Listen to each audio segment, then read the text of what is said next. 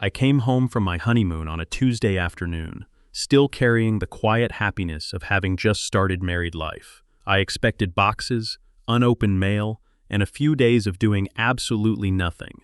Instead, I stopped at the end of my driveway and stared at a wall. It ran across a portion of my property where there had been nothing but open ground when I left. Fresh concrete, clean masonry, and construction marks made it obvious it hadn't been there long.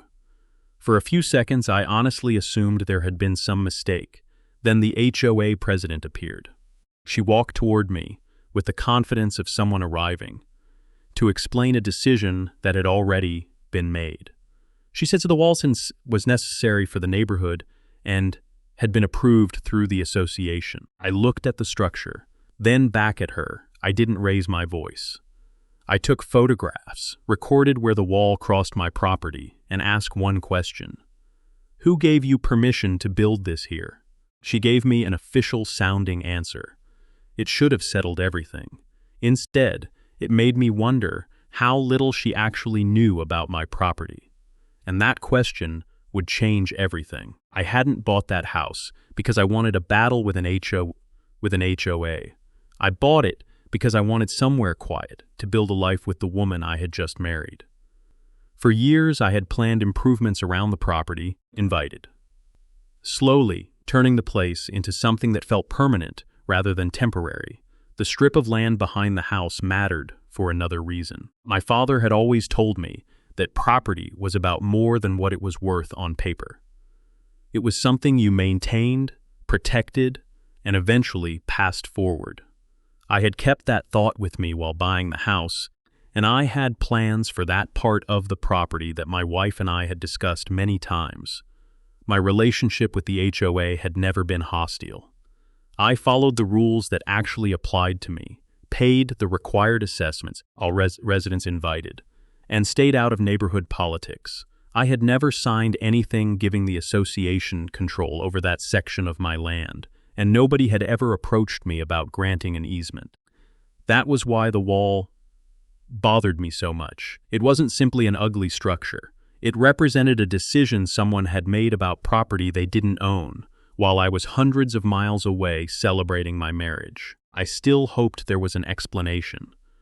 But if I thought the wall was simply a mistake, the HOA president's next move would prove otherwise. The HOA president told me the wall had been approved by the board and was part of a project meant to address an access and boundary issue.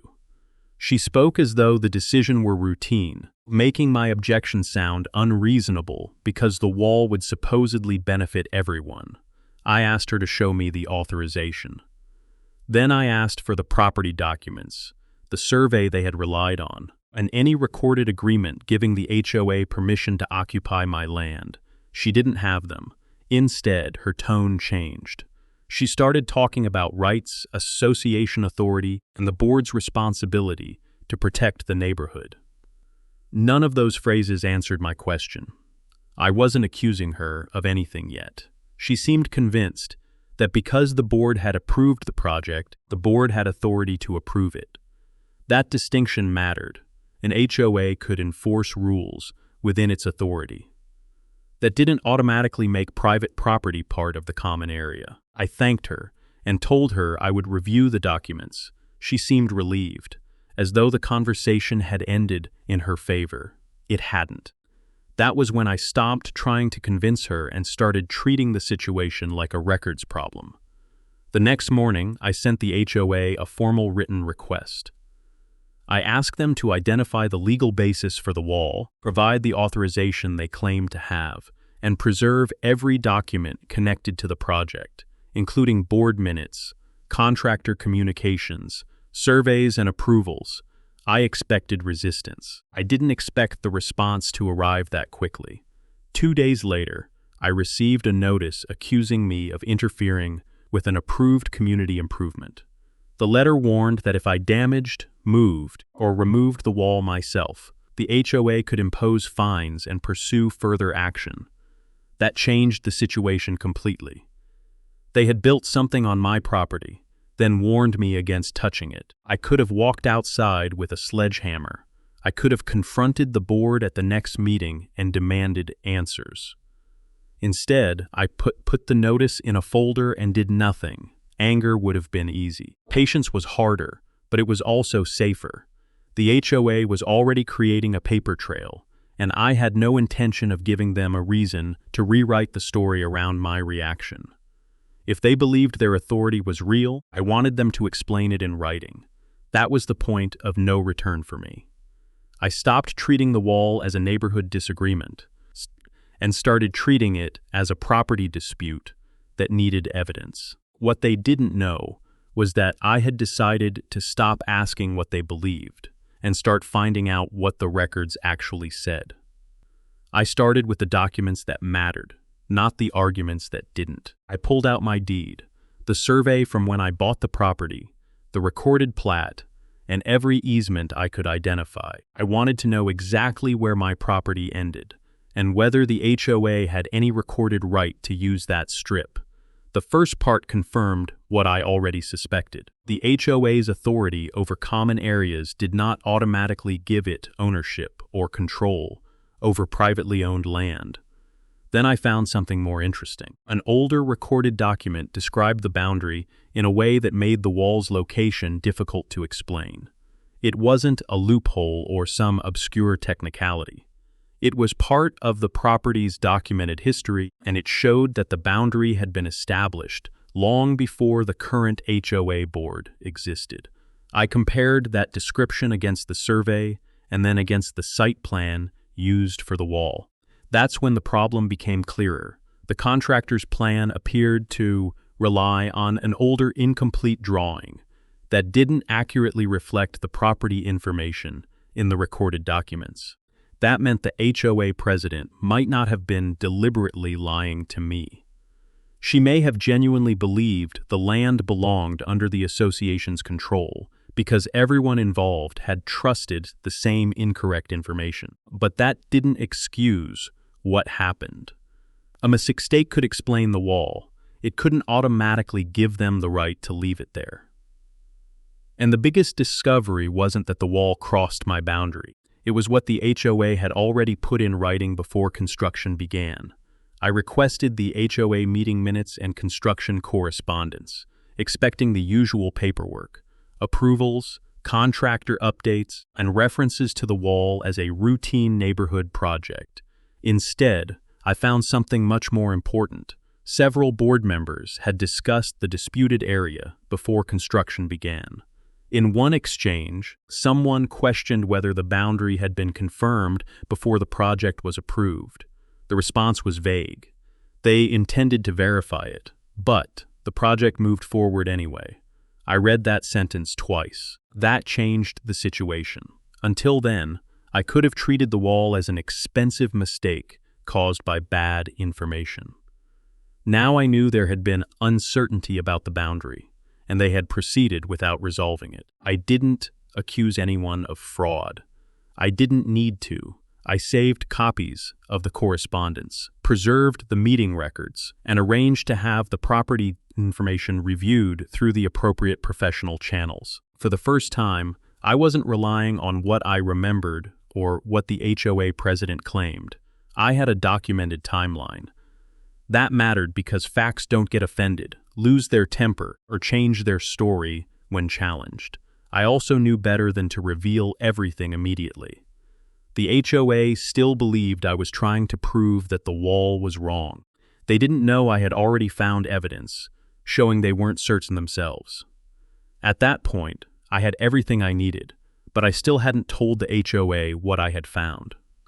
I didn't reveal what I had found. Instead, I let the HOA continue communicating the way it had from the beginning, through formal notices, emails, and increasingly confident statements that the wall was authorized, and that I was required to leave it alone. I answered every message briefly and in writing. I kept copies of everything: dates, names, photographs, notices, meeting records, and property documents. I didn't argue about motives. I didn't speculate about what anyone intended. I simply asked them to clarify their position whenever their statements conflicted. And slowly, they started creating their own record. One letter described the wall as being on association property. Another referred to the disputed area as a community easement. A later message said the HOA had relied on an existing site plan when approving construction. Those statements didn't fit neatly together. More importantly, each one showed what the board believed at a particular point in time, and what it apparently had or hadn't verified before building. The president seemed to think my quiet responses meant I was running out of options. She was wrong. I wasn't trying to win an argument. I was allowing the record to become clearer with every piece of correspondence they sent me. By then, the wall wasn't just sitting on my property. It had become evidence of everything they had done to put it there. The meeting was held on a Thursday evening, and the HOA president expected me to arrive angry. I brought a folder instead. When my turn came, I laid out the property description, survey information, photographs of the wall, and correspondence I had exchanged with the board. I spoke slowly and kept my questions clear. I wasn't there to insult anyone. I asked the board to explain exactly what document gave the HOA permission to occupy my land. The president tried to shift the conversation toward neighborhood benefit. She talked about safety, appearance, and the problems the wall was supposedly designed to solve. I let her finish, then I brought the discussion back to the same question.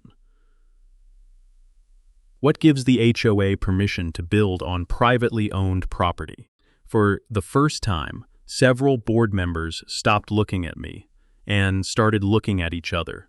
One member asked whether the boundary had actually been verified before construction. The president said the contractor had worked from an approved site plan. I opened the copy I had brought and pointed out the discrepancy. Nobody shouted. Nobody stormed out. The room simply became quiet. That silence told me more than any argument could have. They were beginning to understand that this wasn't just a disagreement over a wall. Their own records were showing how the project had moved forward without the certainty they had claimed. Then I placed the final document on the table, and the president finally understood why I had been so quiet. The final document changed the conversation. The board could no longer treat the wall as an ordinary neighborhood improvement when the records showed unresolved questions about the boundary before construction began. I didn't demand a dramatic victory. I explained what leaving the wall in place could mean and laid out the practical steps needed to address the encroachment properly. The board would have to determine how the structure would be removed or corrected, and the association would have to deal with the contractor and the decisions that had led to the problem. The president barely spoke. Her authority hadn't disappeared because I embarrassed her. It disappeared because the documents no longer supported the certainty she had shown from the beginning. That distinction mattered to me. I hadn't come there to punish anyone. I wanted my property restored and the record corrected. Eventually, the board agreed to move forward with the proper process. But getting the wall removed was only part of the reason I refused to let the matter disappear quietly. By the time the wall came down, I had stopped thinking about the HOA president altogether. The structure was removed, the property boundary was restored, and the association had to confront its mistake. I didn't ask for money, apologies, or a personal victory. I wanted the record corrected and my property respected. This had never been about beating one woman in an argument. It was about a principle I had learned from my family. Rules only mean something when people respect the boundaries behind them. My wife and I moved forward with our plans. The wall became a memory, but hopefully a useful one. I never became louder than the HOA. I simply stayed calm long enough for the documents to speak for themselves. The wall they built while I was away became a reminder that owning property means more than holding a deed. Sometimes, it means defending exactly what that deed says.